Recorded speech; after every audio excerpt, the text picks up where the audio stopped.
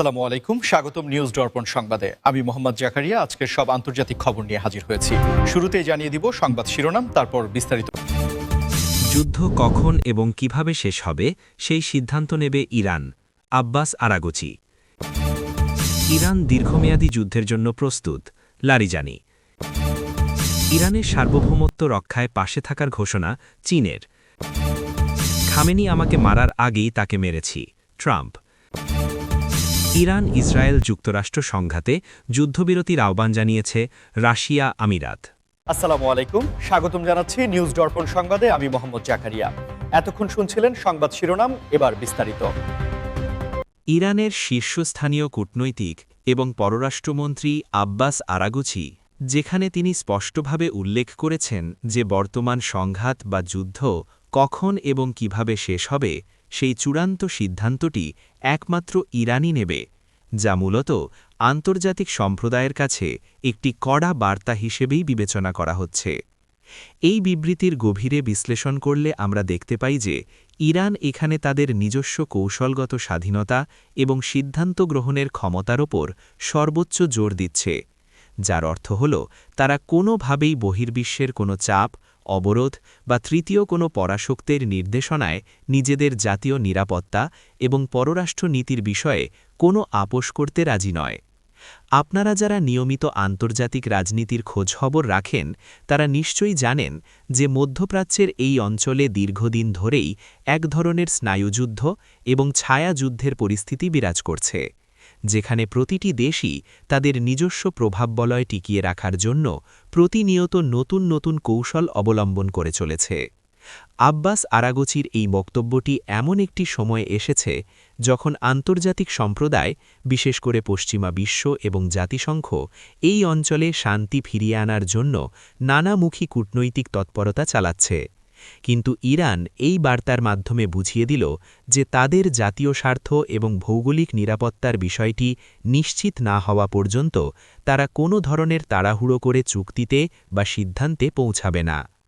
বিশেষজ্ঞদের মতে ইরানের এই ধরনের আত্মবিশ্বাসী বিবৃতির পেছনে রয়েছে তাদের নিজস্ব সামরিক সক্ষমতার উপর অগাধ আস্থা এবং আঞ্চলিক মিত্রদের সাথে তাদের গভীর সুসম্পর্ক, যা তাদের আলোচনার টেবিলে একটি শক্ত অবস্থান প্রদান করে।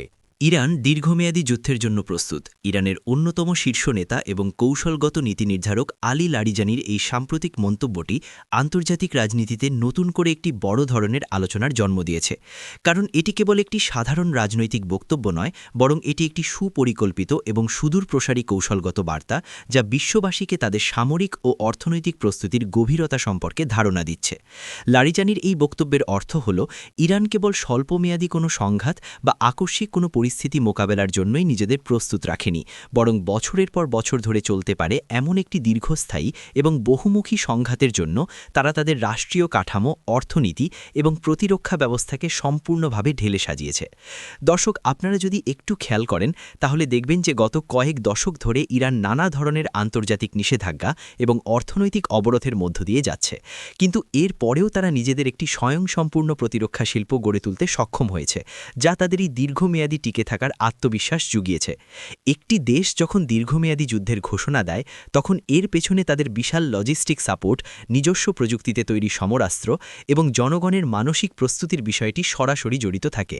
আপনারা যারা আমাদের এই চ্যানেলের নিয়মিত দর্শক তারা জানেন যে আমরা সব সময় নিরপেক্ষ এবং তথ্যবহুল বিশ্লেষণ আপনাদের সামনে তুলে ধরার চেষ্টা করি। তাই আজকের এই বিশ্লেষণটি যদি আপনাদের ভালো লাগে তবে ভিডিওটিতে একটি লাইক দিতে ভুলবেন না এবং চ্যানেলটি সাবস্ক্রাইব করে আমাদের পাশেই থাকবেন।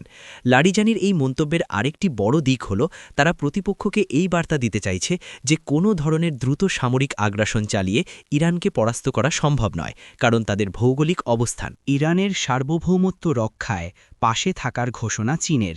এই খবরটি বর্তমান বৈশ্বিক রাজনীতিতে একটি গেম চেঞ্জার হিসেবে আবির্ভূত হয়েছে, কারণ এশিয়া তথা বিশ্বের অন্যতম বড় পরাশক্তি চীনের এই সরাসরি সমর্থন মধ্যপ্রাচ্যের হিসেব নিকাশকে পুরোপুরি বদলে দিতে পারে। চীনের এই ঘোষণা কেবল একটি মৌখিক সমর্থন নয়, বরং এর পেছনে রয়েছে গভীর অর্থনৈতিক, কৌশলগত এবং ভূ-রাজনৈতিক স্বার্থ, যা বুঝতে হলে আমাদের একটু পেছনের দিকে তাকাতে হবে এবং বিশ্ব রাজনীতির বর্তমান মেরুকরণ সম্পর্কে পরিষ্কার ধারণা রাখতে হবে। আপনারা জানেন যে চীনের বেল্ট অ্যান্ড রোড ইনিশিয়েটিভ বা BRI প্রকল্পের একটি অত্যন্ত গুরুত্বপূর্ণ অংশীদার হল ইরান, আর তাই ইরানে যে কোনো ধরনের অস্থিতিশীলতা বা তাদের সার্বভৌমত্বের ওপর হুমকি চীনের নিজস্ব অর্থনৈতিক এবং বাণিজ্য সম্প্রসারণ নীতির জন্য একটি বড় বাধা হয়ে দাঁড়াতে পারে। চীন সবসময় চায় তাদের জ্বালানি সরবরাহে হুটগুলো নিরাপদ থাকুক, আর মধ্যপ্রাচ্যে তেল ও গ্যাসের অন্যতম বড় যোগানদাতা হিসেবে ইরানের স্থিতিশীলতা চীনের বিশাল শিল্প কাঠামোর চাকা সচল রাখার জন্য অপরিহার্য। এই প্রেক্ষাপটেই চীন ঘোষণা করেছে যে তারা আন্তর্জাতিক আইনের প্রতি শ্রদ্ধাশীল থেকে ইরানের নিজস্ব ভূখণ্ড এবং রাজনৈতিক স্বাধীনতার রক্ষায় সব ধরনের কূটনৈতিক এবং কৌশলগত সহায়তা প্রদান করবে। দর্শক, আপনাদের কি মনে হয়, চীনের মতো একটি পরাশক্তির এই সরাসরি অবস্থান কি মার্কিন যুক্তরাষ্ট্র এবং তাদের মিত্রদের জন্য একটি নতুন মাথাব্যথার কারণ হয়ে দাঁড়াবে? আপনাদের চিন্তাভাবনাগুলো কমেন্ট বক্সে শেয়ার করে আমাদের আলোচনায় যুক্ত হন।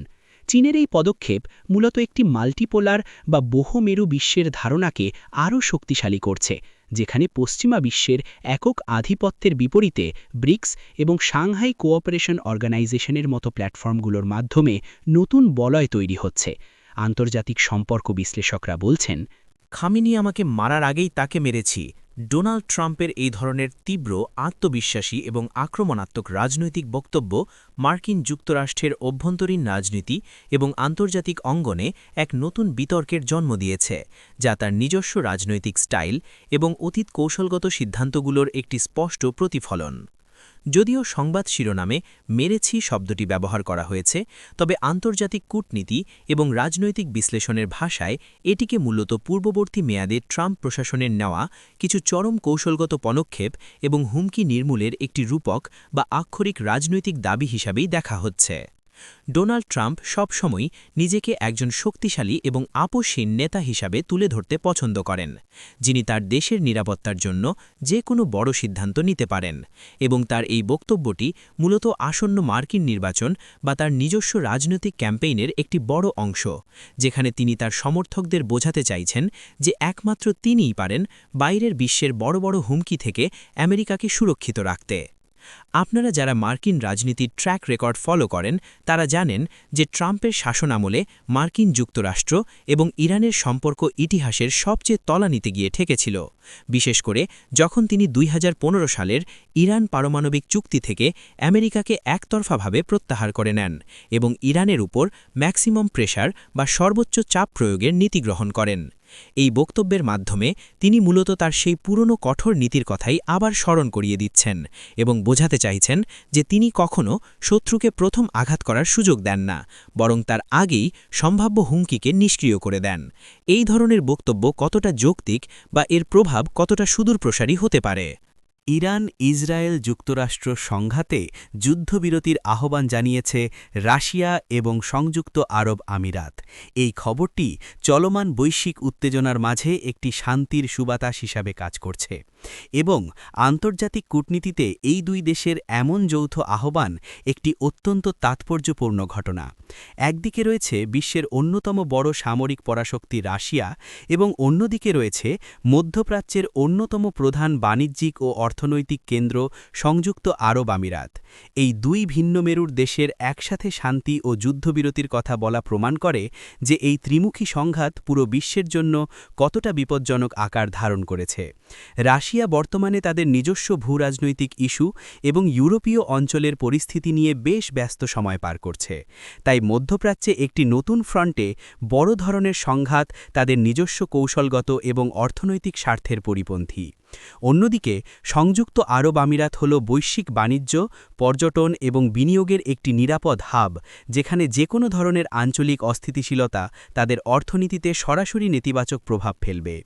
দর্শক, আপনারা একটু ভেবে দেখুন, যখন বিশ্বের বড় বড় বাণিজ্যিক রুটগুলো হুমকির মুখে পড়ে তখন প্রতিটি জিনিসের দাম বেড়ে যায়, আর ঠিক এই কারণেই আমিরাতের মতো দেশগুলো চাইছে যে কোনো মূল্যে এই সংঘাতের একটি কূটনৈতিক সমাধান হোক।